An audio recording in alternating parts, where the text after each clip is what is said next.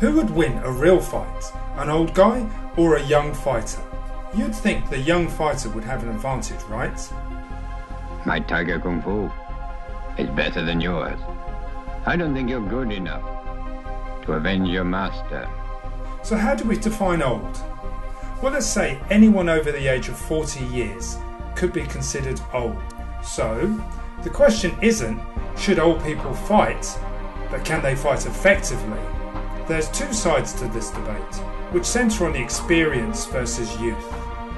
Older fighters may not have the physical attributes to go harder, faster and stronger than their younger opponents, but they do have the experience to negate these factors. Admit it, am I not much better than you? Let's face it, every fighter gets old. The question is, how do you keep yourself training at an old age?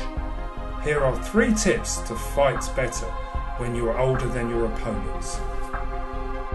Number 1. Choose a form of fight training that doesn't fully rely on visual reflexes.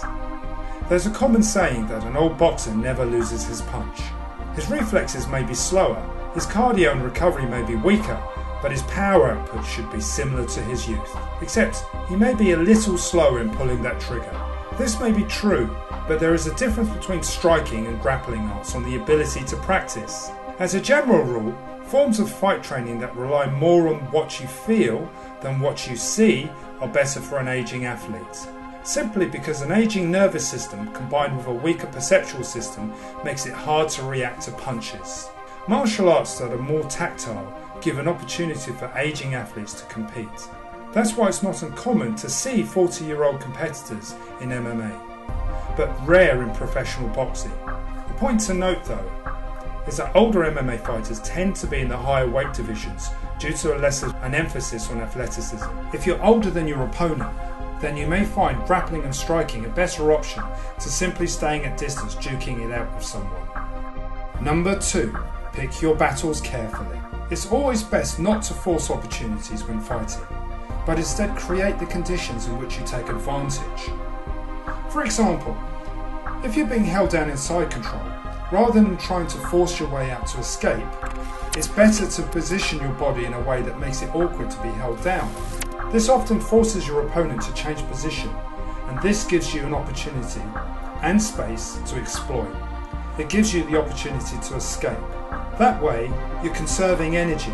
You're not blowing yourself out trying to escape immediately, but what you're doing instead is creating an opportunity to escape by forcing your partner to move. It's the same in stand-up fighting.